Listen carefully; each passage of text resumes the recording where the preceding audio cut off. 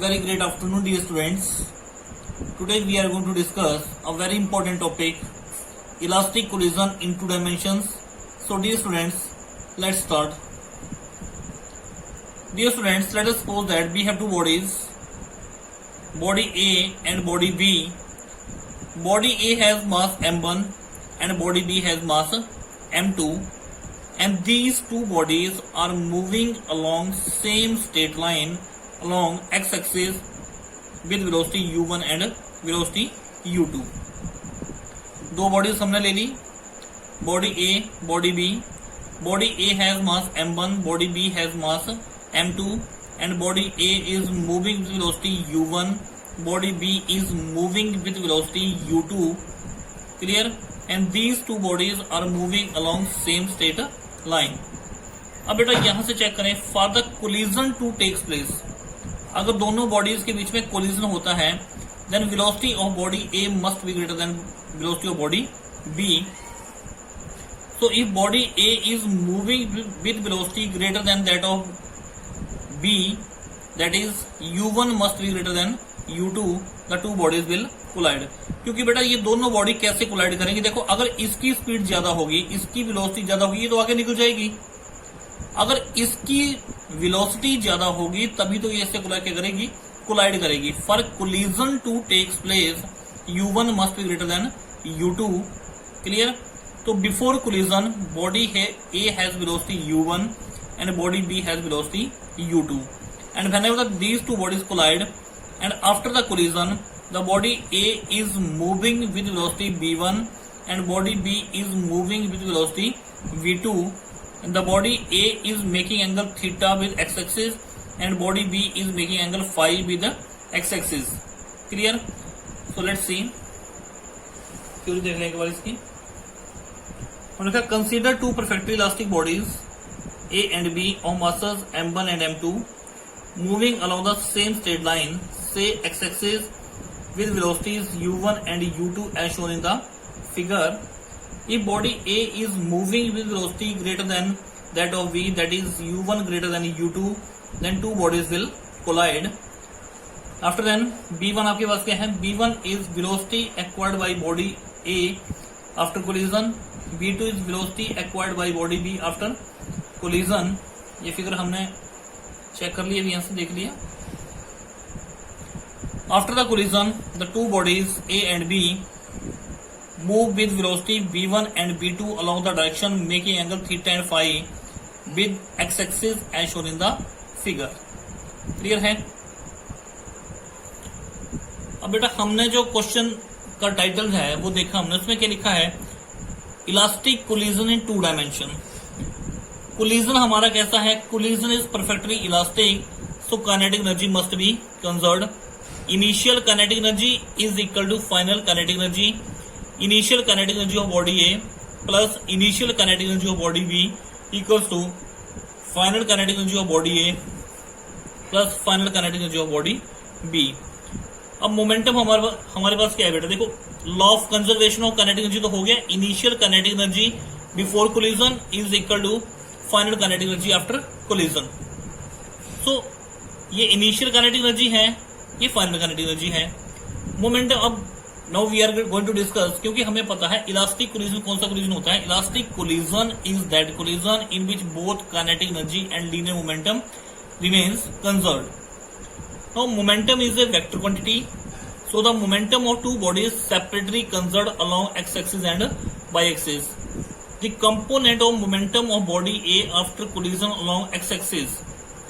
गौर से चेक करें बेटा, देखो क्या लिखा है, the component of momentum of body A after collision along x-axis क्या देंगे, m1 v1 cos theta. Similarly, component of momentum B, the component of momentum इसका of body B after collision along x-axis क्या जाएगा आपके पास, m2 v2 cos phi. अब देखो ये क्यों आया आपके पास, मैं भी आपको बता देता हूं इसका रीजन.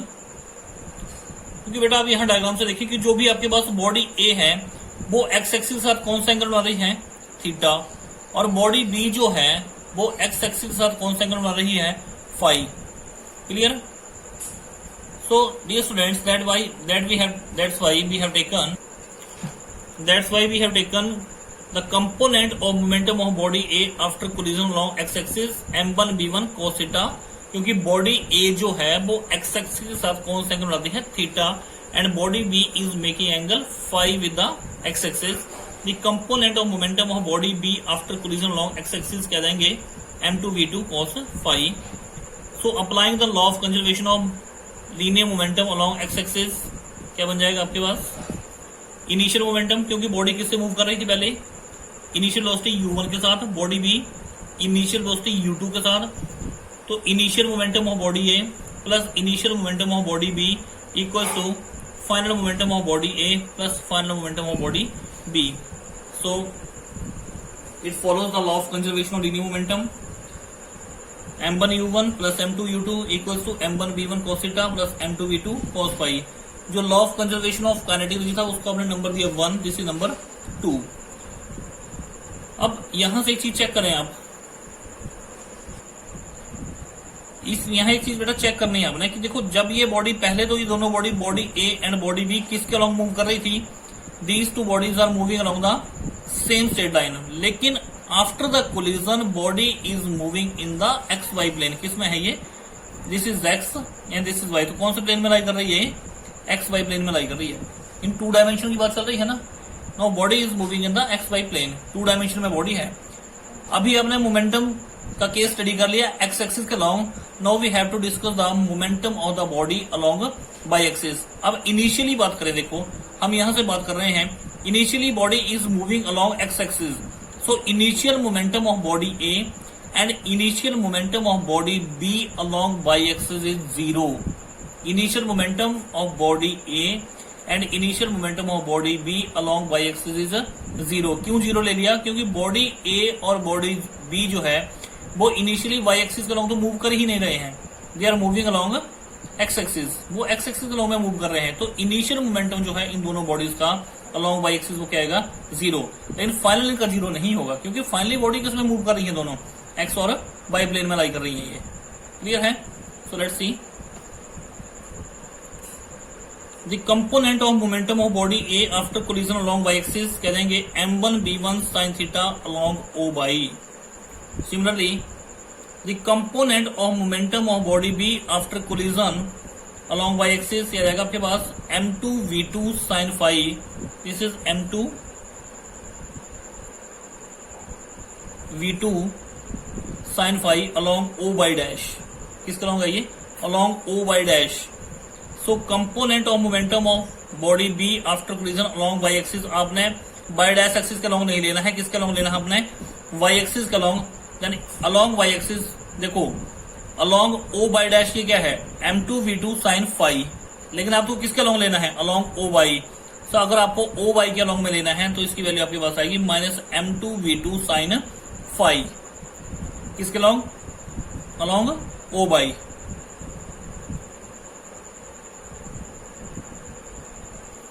क्योंकि यहां से आप चेक करें, ये जो बॉडी B है इसका मोमेंटम आप किसके अलोंग ले रहे थे, अलोंग O बाई डैश, इसके नीचे नीचे की तरफ ले रहे थे.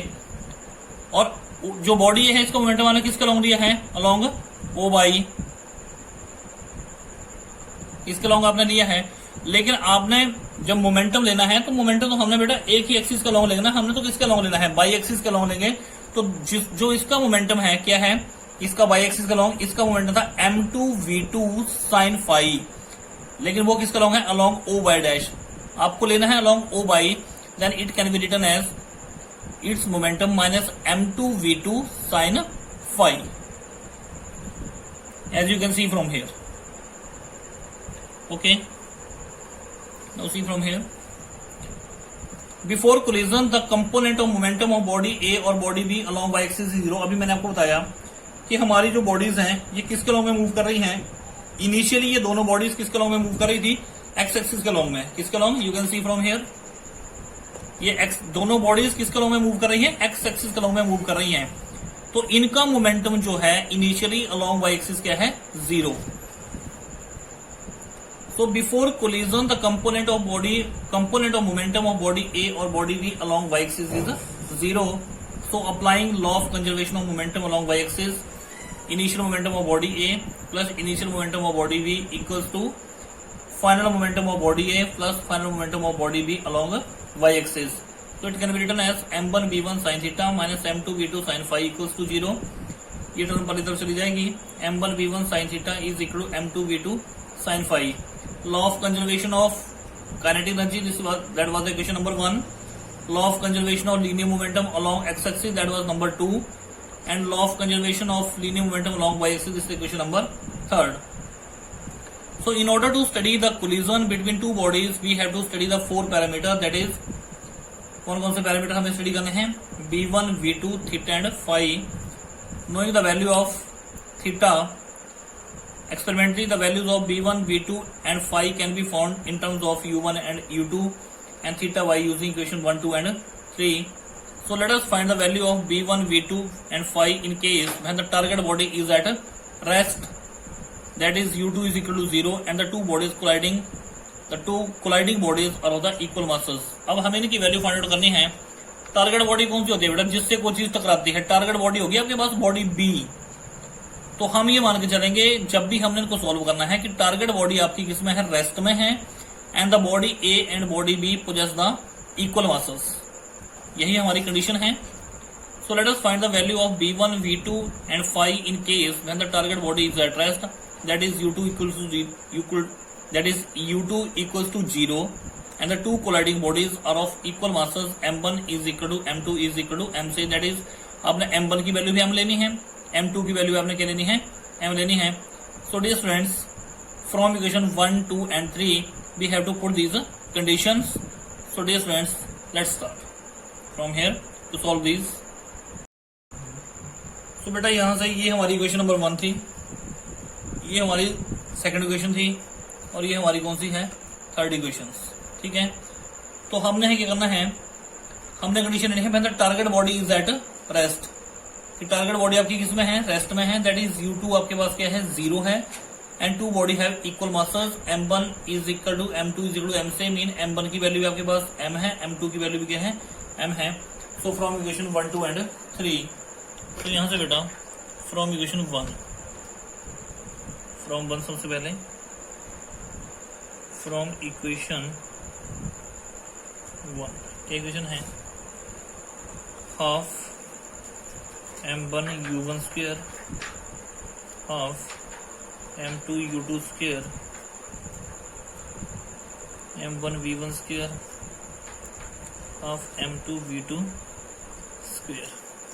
अब आपने पुट करना है u2 इज इक्वल टू 0 और m1 is equal to m2 is equal to m से. करें पुट बेटा, क्या बन जाएगी ये, इसका यूज करके ये आपके पास बन जाएगा half m u1 square half m u2 की वैल्यू आपके पास क्या थी, 0 square half m v1 square half m v2 square. क्योंकि कंडीशन में दे रखा है कि m1 की वैल्यू भी आपने m पुट करनी है एंड m2 की वैल्यू भी आपने m पुट करनी है, because two bodies have equal masses. So from here half m u1 square ये आपका 0 हो गया, 0 equals to half m v1 square half m v2 square. क्या बन जाएगा बेटा आपके पास, half m u1 square half m v1 square v2 square. ये आपका कैंसिल हो गया यहाँ से. तो और हाफ m और हाफ m यहाँ से, सॉरी यहाँ से हमने पीछे कर दिया, half m u1 square half m common आ जाएगा बेटा यहाँ से, v1 square v2 square half m ये कैंसिल है. यहाँ से क्या रहेगा हमारे पास, u1 square is equal to v1 square plus v2 square. It can be written as u1 square minus v1 square is equal to v2 square and this equation number 4. Now from equation second, from equation second कौन सी है आपकी, m1 u1 m2 u2 क्या है, m1 v1 cos theta plus m2 v2 cos phi. तो ये equation थी आपके पास, m1 u1 m2 u2 m1 v1 cos theta plus m2 v2 cos phi. यहाँ पुट करें u2 is equal to 0 and m1 is equal to m2 is equal to m। क्या बन जाएगा, ये बन जाएगा m u1 m into 0, so m v1 cos theta m v2 cos phi, so m u1 plus 0 m v1 cos theta m v2 cos phi. तो क्या आ जाएगा आपके पास, m u1 equals to m v1 cos theta m v2 cos phi. इधर देखो बेटे, यहाँ से क्या बन जाएगा, m u1 minus m v1 cos theta is equal to m v2 cos phi. m common ले लें यहाँ से, अंदर क्या रहेगा, u1 minus v1 cos theta is equal to यहाँ से m v2 cos phi. m से m कैंसिल हो जाएगा, आपका क्या रह गया, u1 minus b1 cos theta is equal to v2 cos phi. This equation number 5। Clear. Next from equation third,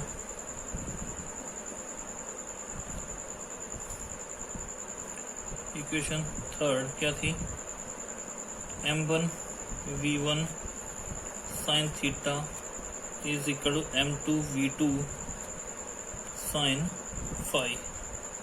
तो यहाँ पे आपने क्या पुट करना है, u2 इज इक्वल टू 0, तो इसमें आएगा नहीं, तो इसमें आपने पुट करना है m1 is equal to m2 equals to m से, तो क्या बन गया बेटा इसमें, let us check from here, m1 की value m v1 sin theta is equal to m v2 sin phi. m से m कैंसिल, की वैल्यू आ गई आपके पास v1 sin theta is equal to v2 sin phi. This equation number 6। ये आपकी question number 4 आई, ये 5 थी, ये 6 थी। अब आपने क्या करना है बेटा, squaring and adding equation 5 and 6। Now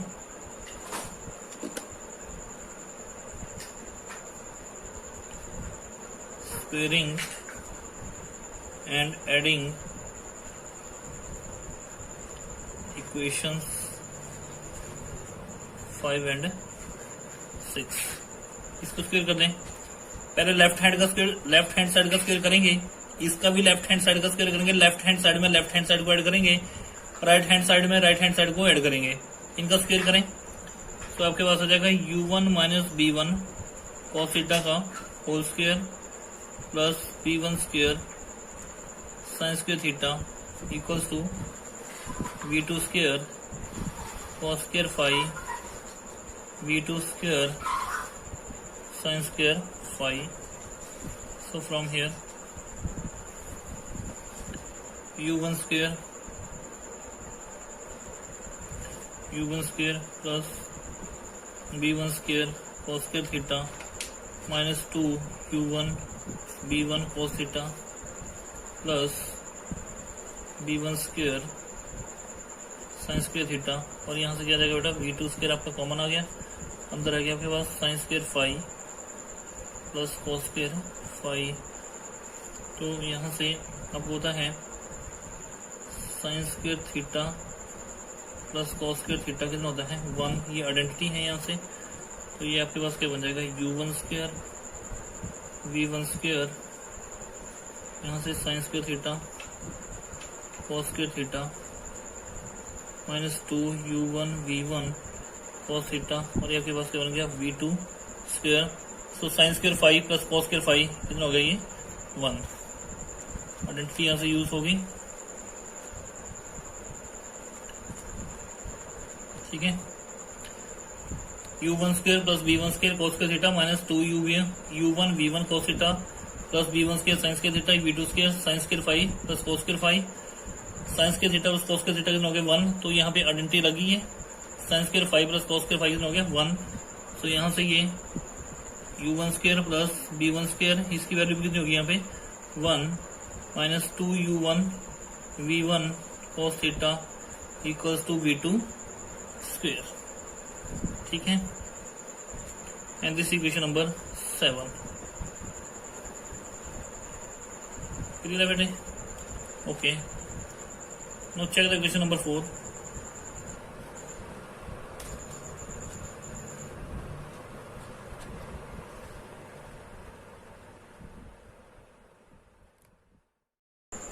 तो बेटा यहां से ये हमारी इक्वेशन नंबर 7 आ गई and this equation number 4।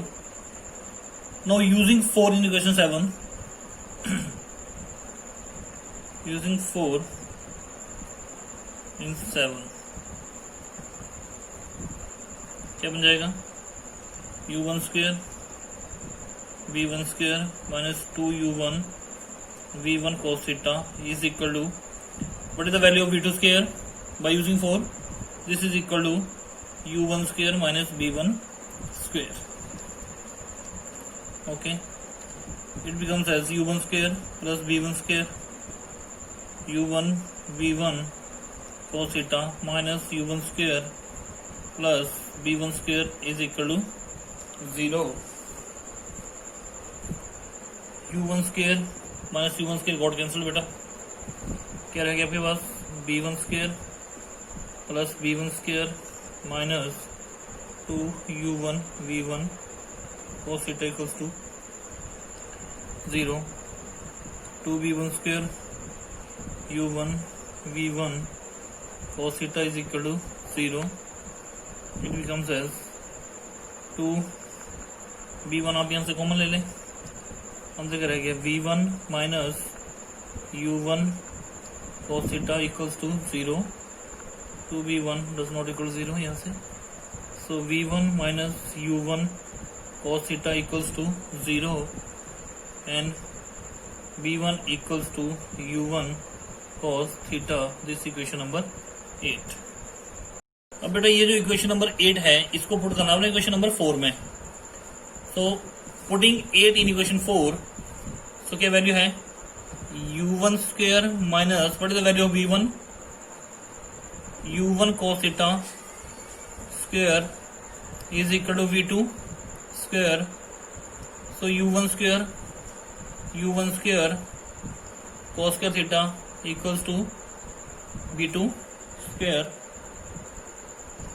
u1 square यहाँ से कॉमन आ जाएगा, हम तो कह रहे हैं 1 minus cos square theta equals to v2 square, clear है। और 1 माइनस cos square theta किसके इक्वल होता है ये साइन स्क्वायर थीटा, आइडेंटिटी आपको पता है। तो u1 square into sine square theta is equal to v2 square. So v2 square किसके इक्वल आ गया u1 square into sine square theta. So you can write from here v2 इज equal to u1 sine theta, this equation number 9। And what equation number 8? v1 is equal to u1 cos theta, this equation number 8 you can see, clear है। now putting equations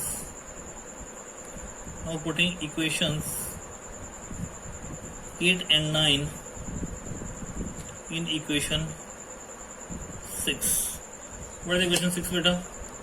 Equation 6 is b1 sin theta equals to v2 sin phi. This was equation 6. So what is the value of b1? b1 की value है आपके पास u1 cos theta. b1 की value put कर दी u1 cos थीटा into sine theta यहाँ से है. What is the value of v2? u1 sin theta into sine phi. Clear है यहाँ से? तो साइन थीटा से ये कैंसिल, यहाँ से क्या जाएगा आपके पास u1 cos theta is equal to u1 sin phi. You can see from here u1 से u1 कैंसिल. cos theta is equal to sine phi. But cos theta किसके इक्वल होता है? Sine 90 degree minus theta. So this equation becomes, जहाँ cos theta लिखा वहां मैं लिख सकता हूँ sine 90 degree minus theta is equal to sine phi. So it can be written as sin phi is equal to sin 90 degree minus theta. So phi is equal to 90 degree minus theta. So phi plus theta is equal to 90 degree, and we can say that theta plus phi is equal to 90 degree. Clear है? तो बेटा यहाँ जो हमारे पास value आ गई वो कितनी आ गई? Theta plus five is equal to 90 degree. तो theta plus five is equal to 90 degree. यहाँ से आप एक बार डायग्राम चेक करें.